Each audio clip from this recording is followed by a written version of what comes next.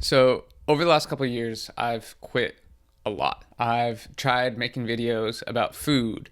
I tried making videos about running. I tried making videos about culture, about internet culture, about the internet itself and what I thought was happening to it. And every time I quit, and I would tell myself that it was because I was losing interest or making videos or the projects I had in mind around these sort of things were making me start lose to interest with the core part of it. But what it really was, and if I'm being honest with myself, was I was just getting self-conscious. I would convince myself that there was somebody out there saying something, or that somebody was out there laughing, or all of the classic things that happen when we get self-conscious. But I wasn't really paying attention to what people were saying, because in actuality, everybody was incredibly supportive. Everybody was kind. Everybody was saying how cool it was, or just very nice about it. And I was ignoring all that. But the good thing is I'm consistent, because here I am yet again. There's something in me that really wants to make something, that wants to build something. And it's going to start with this, because this is a letter to myself to remind myself why I'm doing this and to recognize when I'm getting self-conscious again. And there was always this voice in my head that was saying, oh, this isn't good. This is bad. And everybody out there thinks it's bad, which is half true, because what I was making was bad. I was a beginner. It's supposed to be bad. I had just started trying to figure this stuff out. I was trying to make videos for the first time. I was trying to talk to camera on time. And it wasn't until I saw this quote from Ira Glass that it really started to click. Nobody tells people who are beginners, and I really wish somebody had told this to me, is that if you're watching this video, somebody who wants to make videos, right? And all of us who do creative work, like, we get into it. And we get into it because we have good taste. Do you know what I mean? Like, you want to make TV because you love TV. You know what I mean? Because there's stuff that you just, love. Okay? So you've got really good taste. And you get into this thing that I don't even know how to describe, but it's like there's a gap. That for the first couple of years that you're making stuff, what you're making isn't so good. Okay? It's not that great. It's really not that great. It's trying to be good. It has ambition to be good, but it's not quite that good. But your taste, the thing that got you into the game, your taste is still killer. And your taste is good enough that you can tell that what you're making is kind of a disappointment to you. You know what I mean? Like, you can tell that it's still sort of crappy. A lot of people never get past that phase. A lot of people at that point, they quit. This was an entirely natural part of the creative process. And you're probably going, oh, that's so obvious. Of course it is. But what I didn't realize is that it is kind of obvious in that I wasn't alone in this. And again, I wasn't paying attention to what was right in front of me. That this is something that everybody goes through, that this feeling of what you're making isn't good comes from the idea that you know what is good. I mean, that is why you got into it in the first place. That is why I wanted to make this, because I am on the internet way too much and I see people making cool internet stuff. And I was like, hey, I want to make cool internet stuff. And it wasn't until I realized that I wasn't alone in this. And the thing I would just say to you with all my heart is that most everybody I know who does interesting creative work, they went through a phase of years where they had really good taste. They could tell what they were making wasn't as good as they wanted it to be. They knew it felt short. And some of us can admit that to ourselves, and some of us are a little less able to admit that to ourselves. But we knew, it didn't have this special thing that we wanted it to have. And the thing I would say to you is everybody goes through that. And for you to go through it, if you're going through it right now, if you're just getting out of that phase, or if you're just starting off and you're entering into that phase, you got to know it's totally normal. And the most important possible thing you could do is do a lot of work. Do a huge volume of work. Put yourself on a deadline so that every week or every month you know you're going to finish one story. You know what I mean? Whatever it's going to be, you create the deadline. It's best if you have somebody who's waiting for work for you, somebody who's expecting it from you, even if it's not somebody who pays you, but that you're in a situation where you have to turn out the work. Because it's only by actually going through a volume of work that you're actually going to catch up and close that gap. And the work you're making will be as good as your ambitions.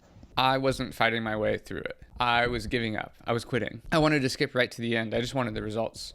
And I was ignoring why I got into this in the first place. Was I thought it was so cool how people had this craft and could make these things. And that having a craft is actually what I wanted. And it reminds me from one of my favorite Brandon Sanderson quotes from the Stormlight Archive, journey before destination. This applies not only to the creative process, but to just life in general, about paying attention to the little things and the things along the way, and not about where you're going. And it's only when you start to pay attention to that that you truly start to realize what you were looking for. It's about the process. And to be process oriented is so much more fulfilling than being result oriented. And that's incredibly hard in today's internet world, where immediately where you put something out there, it's quantified. You know how many people have viewed it, how many have liked it, et cetera, every single metric that these companies can give us to increase their own engagement, to be honest. And it's really hard to not try to hide things away, because immediately when you put it out there, the results are thrown into your face nonstop. And it's hard to break away from that cycle and realize that, oh no, those metrics are for the platform. They're not for you, because they know that the more you see those and the more that other people see those, the more engagement they get and the more money they can sell, et cetera, et cetera. Another rabbit hole, another video for another day. And that what you actually want to do is focus on the process, and that results are just that, results. They're the result of hard work. Or the way I like to think of it is kind of in relation to Newton's second, or to one of Newton's laws, where for every action, there's an equal and opposite reaction. So for the amount of energy that you put into something, there's a high chance that there's going to be some sort of reaction from the other side, but you can't control that reaction. You can only control the amount of energy that you put into something. So what am I going to actually do? What is my big takeaway from these last 3 years of quitting? One, set deadlines. And you need those deadlines, because you got to become comfortable with being uncomfortable with your work. It's never going to be perfect. And for our society where everything is so results oriented, it's hard to not think that you have to optimize and make everything so perfect, because those are the only products you're seeing. But you got to learn to be okay that nothing's perfect. It's okay to just put it out there, that you'll get better at the process as time goes on, but that you have to set deadlines and you have to stick to them. And it's only through that creating that volume of work that you will actually get better. Number 2 is fall in love with the craft. Essentially, that you got to focus on what you can control. And that's the process, that's the craft. And that's actually the part that you love. That's the part that got you into it, is the making of it. You saw all these things that you thought were really cool, and it was like, hey, I want to do that. I want to make it.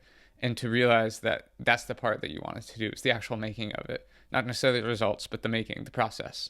And to focus on the process. Number 3 is to recognize the voice in my head and know that it's not true. Just through maybe making this video, or just from kind of voicing it aloud, it makes it so much easier to recognize. And that's kind of the process.